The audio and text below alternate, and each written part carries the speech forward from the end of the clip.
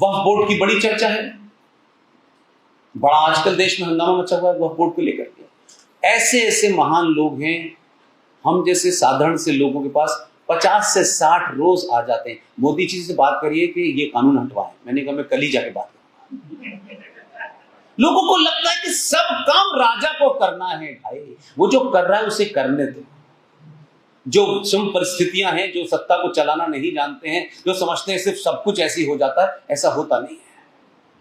आप सोचिए कि आपने कितने लंबे समय के बाद अपनों पे विश्वास किया है। अब आप चाहते हैं कि 700-800 साल की बीमारी रातों रात ठीक हो जाए और हमें 2 रुपए किलो चावल सस्ता मिलता रहे। ये नहीं होगा, बिल्कुल नहीं होगा। आप राम मंदिर बन गया, बहुत खुश, बन गया, उनका दूसरा तो नहीं, तुम्हें हरा देंगे यहां पे। क्या चाहते हैं हम बहुत सारे कानून की बात कर रहे हैं। हम इसी संसद में, अपनी आंखों से मैंने देखा, इसी संसद में ऐसा जघन्य कानून बना, लेकिन किसने, देश ने, लोगों ने जागृति पैदा की, भैया ये भी कानून बना है, ये अंग्रेजों ने नहीं बनाया, ये मुसलमानों ने नहीं बनाया, ये शुद्ध हिंदुओं ने बनाया। अब हिंदू में क्या, ये वाला हिंदू ऐसा है, वो वाला हिंदू ऐसा है, माफ कीजिए, no I don't agree with this. आपके मंदिरों के ऊपर 1991 में एक खामोशी के साथ समझौते के तहत, जिसको पब्लिक में नहीं लाया गया, तय हो गया था कि 6 दिसंबर को क्या होगा। उसमें वो लोग भी शामिल थे जिसे आज आप बुरा कह सकते हैं। मैं किसी पार्टी से बंधा नहीं, इसलिए मैं आज भी कहता हूं, इस 70 सालों में अगर कोई भी आदमी को मैं ये कहूं कि वो रियल चाणक्य था, उसका नाम है पीवी नरसिम्हा राव। अगर आप पार्टी के चश्मे से देखेंगे तो सच नहीं बोल पाएंगे। 91 में एक कानून के समझौता किया इसीलिए कि हम 92 कर सकें। उस कानून के तहत प्लेसेस ऑफ वर्शिप एक्ट 42,000 कम से कम भारत के मंदिरों पर एक कानून बन गया कि जो इनकी स्थिति 1947 में थी, चाहे मंदिर पे मजार बनी हो, चाहे मंदिर में मस्जिद बनी हो, चाहे उस पर कब्जा किया हो, वो ये स्थिति ऐसे ही रहेगी। ये कानून बना हुआ है संसद के अंदर। और ऐसा नहीं था कि हमारे वालों ने सहमति नहीं दी, तो अयोध्या को छोड़ दो, अयोध्या से गाड़ी हमारी दिल्ली तक जाएगी, इसे छोड़ दो, उसे छोड़ के सब पे बन गया।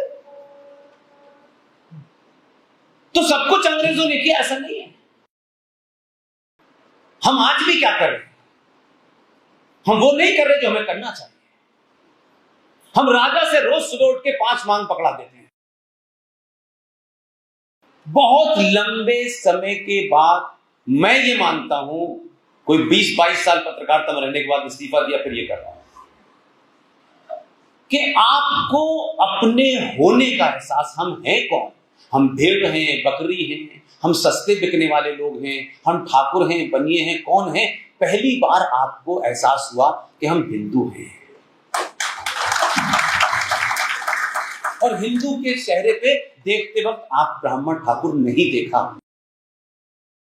तो जिसकी चर्चा कर रहे थे कि यहां ये कास्ट मैनेज हो जाएगी, वहां वो कास्ट मैनेज हो जाएगी, जब तक इसके बंधन से 5 साल में एक बार नहीं निकलेंगे तो राजा आपको वो नहीं मिलेगा जो जूते की नोक पर जज साहिबान के ना चाहने के बावजूद भी अपनी ताकत से सत्ता के हेर फेर को कैसे चलाया जाता है।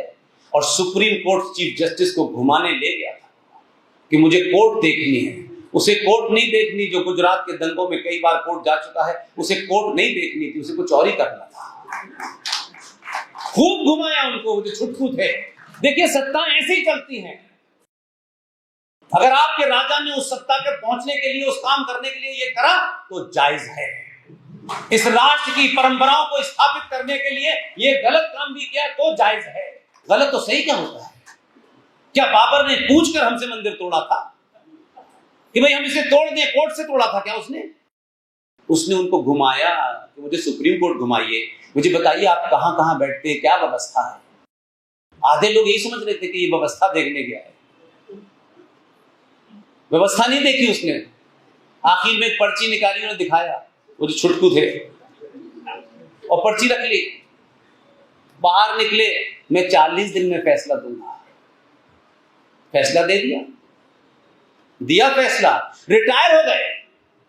इसे कहते हैं सत्ता चलाने का यही तरीका होता है। जब वो घर चले गए, घर पहुंचे रिटायरमेंट के बाद, तो रात को एक घंटी बजी। उस घंटी में भारत सरकार का एक नुमाइंदा उनके पास पहुंचा और उनसे ये कहा कि भारत सरकार, भारत के संविधान के तहत जो शक्तियां मिली हुई हैं, उसके तहत राष्ट्रपति को यह अधिकार है कि देश के गणमान्य नागरिक जिन्होंने अपनी अपनी फील्ड में महान कार्य किया होता है, सरकार ऐसे लोगों को राज्यसभा में नॉमिनेट करती है।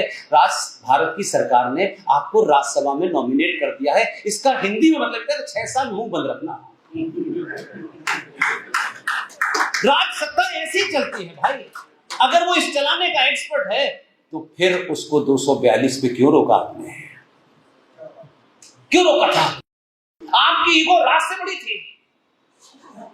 तो जब आप 21 साल के बच्चे से बात करें तो कहना ये राम मंदिर हिंदू मुस्लिम का इशू नहीं है, ये कृष्ण मंदिर हिंदू मुस्लिम का इशू नहीं है, ये संबल से लेके पूरे देश में मंदिर है, ये हिंदू मुस्लिम का नहीं है। भारतीय सनातन सभ्यता के पुनर्स्थापना का दौर है।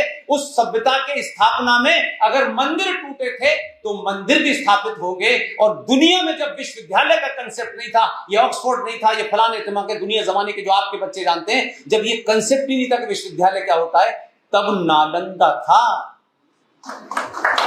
और अगर नालंदा को भी किसी इस्लामिक आताताई ने तोड़ा तो इस सरकार के मुखिया ने नालंदा को भी पुनर्स्थापित किया है। लड़ाई को दूसरे तरह से लड़िए तब आपका बच्चा समझ पाएगा, नहीं तो बेचारा इस ऐसे भंवर में पैदा हुआ है कि उसको लगता है नहीं ये तो कोई बड़ी एक्सट्रीमिस्ट बात कह रहे हैं, ये तो कुछ हिंदू मुस्लिम की बात कह रहे हैं, ये कहने ही नहीं। अब ये बात अलग है कि जब भी भगवान कृष्ण की बात होती है तो यूपी में भी यादव हैं, आपके यहाँ भी बहुत सारे यादव हैं। इन यादवों को समझाओ कि तुम भगवान कृष्ण के वंशज हो, मुलायम सिंह के नहीं हो। लेकिन बैठ गया उनके दिमाग में, ऐसा नहीं है भाई। इसलिए मैं सिर्फ आपसे एक ही निवेदन कर रहा हूं, जिस विषय को नहीं जानते हैं उस पर पब्लिकली मना कर दीजिए, मैं नहीं जानता भाई। आपका कद छोटा होने वाला नहीं है।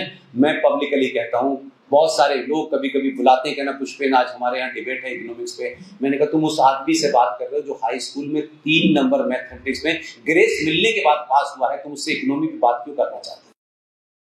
बिना जानकारी के न बोले तो भी सनातनी हिंदुओं की आधी समस्या खत्म हो जाएगी। हर आदमी कोई एक बयान दे देता बिना जाने, एक नई कंट्रोवर्सी पैदा कर देता जिसका उसका कोई लेना देना नहीं। इसलिए मंदिरों के अंदर बैठने वाले पुजारी, वो माननीय सम्माननीय, उनके सम्मान में मैं कोई छोटी बात नहीं कहना चाहता, न मेरी हैसियत। इस देश में चर्च, मजारे, गुरुद्वारे, किसी भी जगह जो पैसा चढ़ावे में आता है सरकार उसको टच नहीं करती। देश सेकुलर है, लेकिन मेरे मंदिरों पे चढ़ने वाला करोड़ों करोड़ों रुपया सरकार ले जाती है। पंडित जी एक दिन मंदिर देर से खोलते और आके समाज में जाके बताते कि भाई जो तुम सोना चढ़ाते हो, जो देवी के ऊपर इतना पैसा चढ़ाते हो, ये मुझे नहीं मिलता, ये मंदिर को नहीं मिलता, ये तो सरकार ले जाती है।